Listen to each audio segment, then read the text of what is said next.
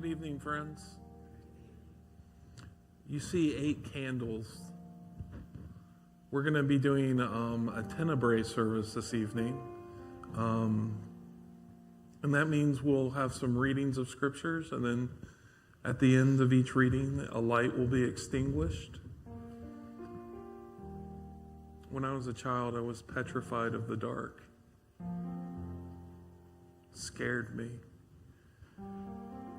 And I remember my family gathering with their friends, a small group from their church, to pray over me, that I wouldn't be afraid of the dark anymore. And I was still afraid of the dark, and yet something shifted that I knew my God went into the darkness with me. You know, a fetus, and as God is knitting that child together in their mother's womb, the eyes start to form and can actually react to light even before they're born. Right? So even when darkness, going into darkness, going into things like depression, going into those spaces, knowing that God goes with us, is training our eyes to see light in the midst of darkness. To see light in the midst of darkness. So tonight, we go into the darkness together, not alone. We go together to train our eyes so that we will see the first dawn of Easter together.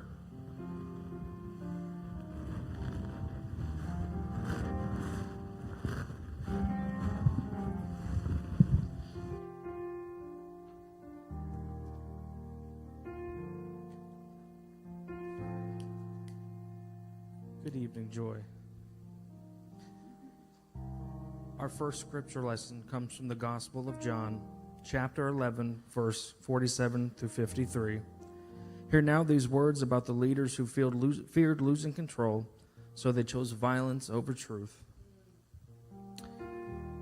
So the chief priests and the Pharisees called a meeting of the council and said, "What are we to do? This man is performing many signs. If we let him go on like this, everyone will believe in him, and the Romans will come and destroy both our holy place and our nation." But one of them, Caiaphas, who was high priest that year, said to them, "You know nothing at all. You do not understand that it is better for you to have one man die for the people than to have the whole nation destroyed." He did not say this on his own, but being high priest that year, he prophesied that Jesus was about to die for the nation, and not for the nation only, but to gather into one the dispersed children of God. So from that day on, they planned to put him to death.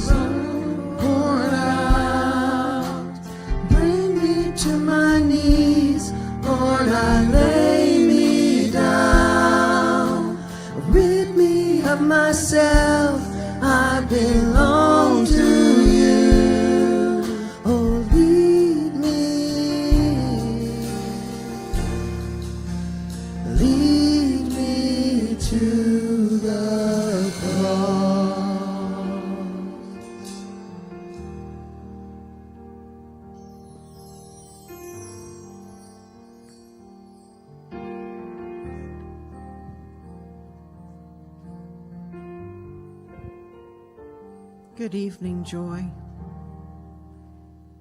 Our second scripture lesson comes from the Gospel of Luke 22:47 to 53. Hear now these words of friends being drawn into systems of fear and betrayal. While he was still speaking, suddenly a crowd came, and the one called Judas, One of the 12 was leading them. He approached Jesus to kiss him, but Jesus said to him, "Judas, it is with a kiss that you are betraying the Son of Man." When those who were around him saw what was coming, they asked, "Lord, should we strike with the sword?" Then one of them struck the slave of the high priest and cut off his right ear. But Jesus said, "No more of this." And he touched his ear and healed him. Then Jesus said to the chief priest, the officers of the temple police, and the elders who had come for him, "Have you come out with swords and clubs as though I were a rebel? When I was with you day after day in the temple, you did not lay hands on me. But this is your hour and the power of darkness."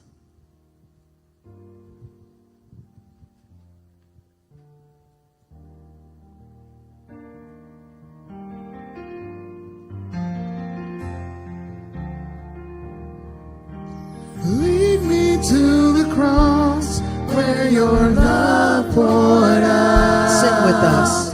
Bring me to my knees, Lord, I lay me down. Rid me of myself, I belong to you. Oh, lead me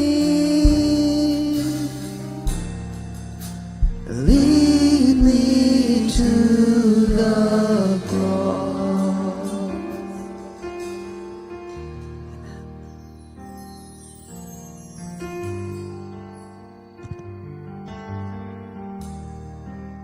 Good evening, Joy.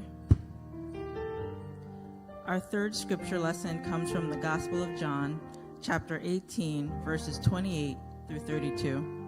Hear now these words of religious and political power cooperating to preserve control. Then they took Jesus from Caiaphas to Pilate's headquarters. It was early in the morning. They themselves did not enter the headquarters so as to avoid ritual defilement and to be able to eat the Passover. So Pilate went out to them and said, "What accusation do you bring against this man?" They answered, "If this man were not a criminal, we would not have handed him over to you." Pilate said to them, "Take him yourselves and judge him according to your law." The Jews replied, "We are not permitted to put anyone to death." This was to fulfill what Jesus had said when he indicated the kind of death he was to die.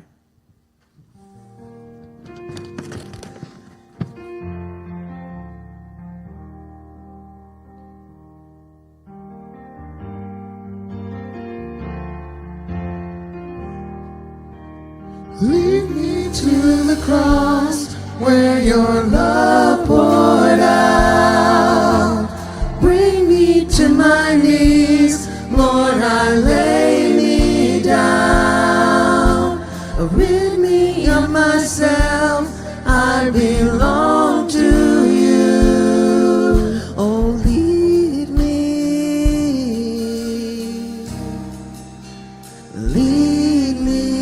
to the cross.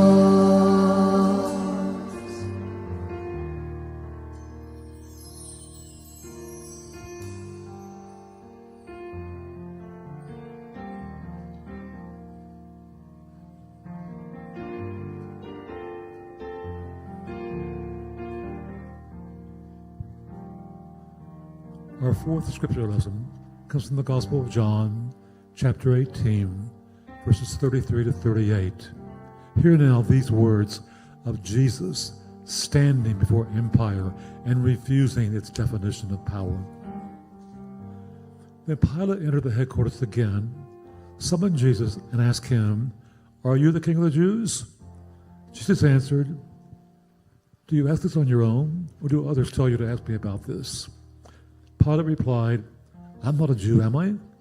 Your own nation and the chief priests have handed you over to me. What have you done?" Jesus answered, "My kingdom does not belong to this world. If my kingdom belonged to this world, my followers will be fighting to keep me from being handed over to the Jews.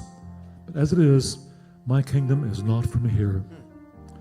Pilate asked him, "So you're a king?" Jesus answered, "You say I'm a king. For this I was born, and for this I came into the world, to testify to the truth.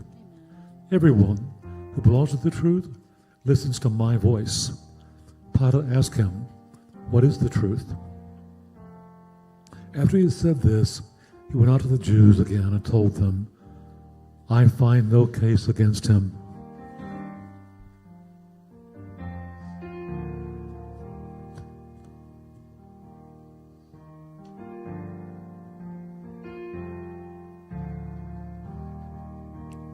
Lead me to the cross where your love poured out.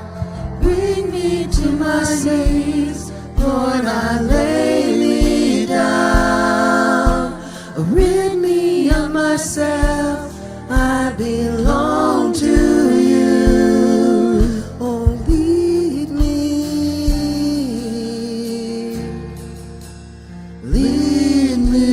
to the cross. Good evening. Our fifth scripture comes from the 15th chapter of Mark, beginning at verse 6.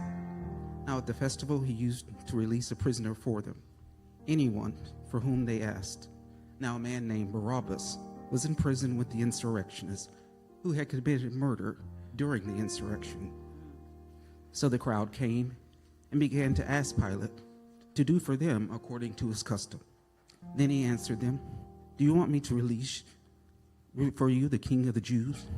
For he realized it was out of jealousy that the chief priest had handed him over. But the chief priest stirred up the crowd to have him release Barabbas for them instead. Pilate spoke to them again. "Then what do you wish me to do with the man you call the king of the Jews?" They shouted back, "Crucify him." Pilate asked them, "Why? What evil has he done to you?" But they shouted all the more, "Crucify him."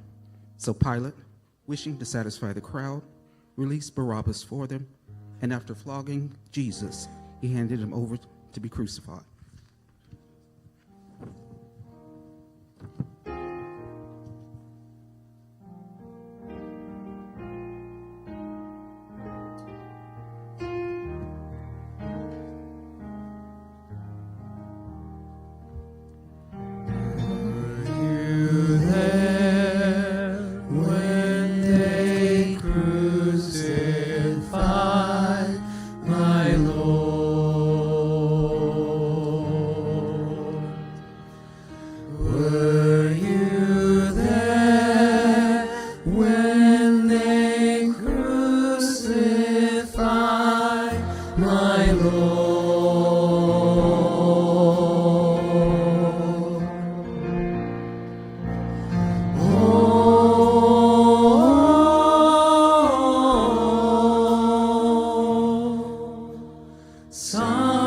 Sometimes it causes me to tremble,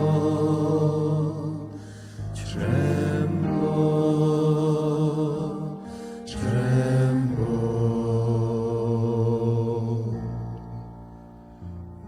Were you there when they crucified my Lord?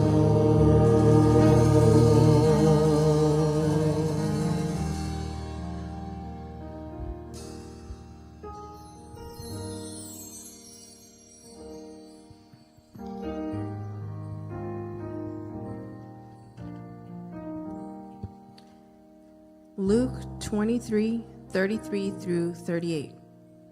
When they came to the place that is called the Skull, they crucified Jesus there with the criminals, one on his right and one on his left. Then Jesus said, "Father, forgive them, for they do not know what they are doing." And they cast lots to divide his clothing. And the people stood by watching, but the leaders scoffed at him, saying, "He saved others. Let him save himself if he is the Messiah of God, his chosen one."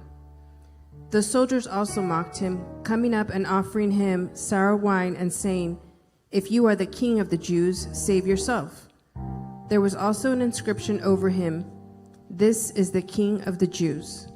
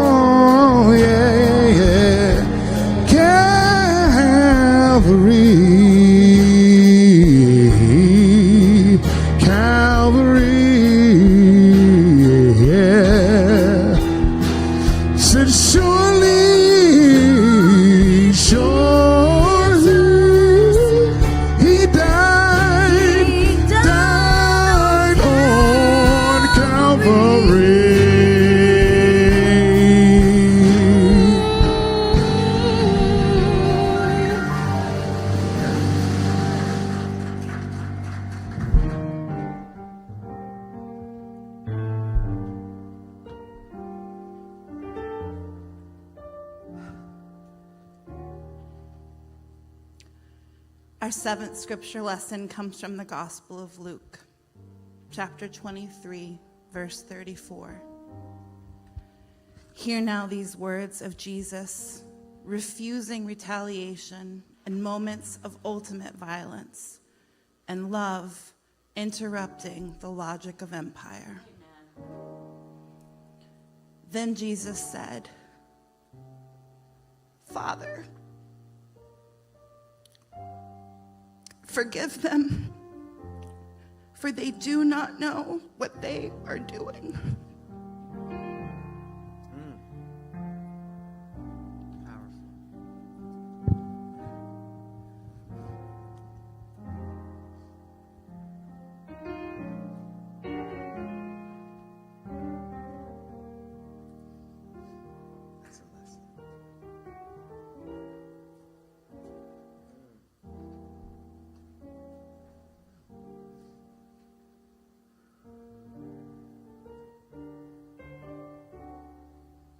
Our final scripture lesson comes from the Gospel of Luke, chapter 23, verses 44 through 46.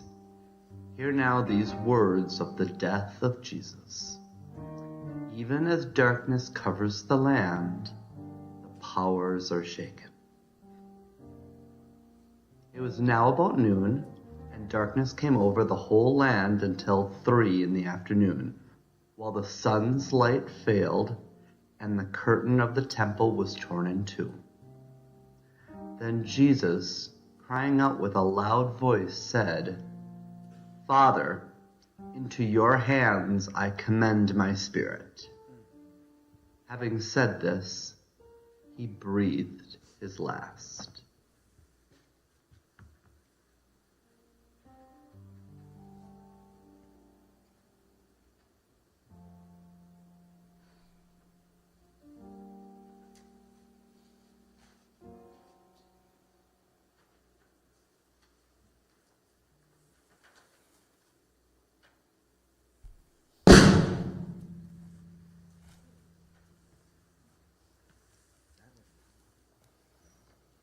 A loud sound symbolizes an earthquake, the tearing of the temple curtain, the shattering of the powers. Our final scripture lesson comes from the Epistle to the Colossians, chapter 2, verses 13 through 15. And when you were dead in trespasses and the uncircumcision of your flesh, God made you alive together with him. When God forgave us all our trespasses, erasing the record that stood against us with its legal demands, God set this aside, nailing it to the cross. God disarmed the rulers and the authorities and made a public example of them, triumphing over them by the cross.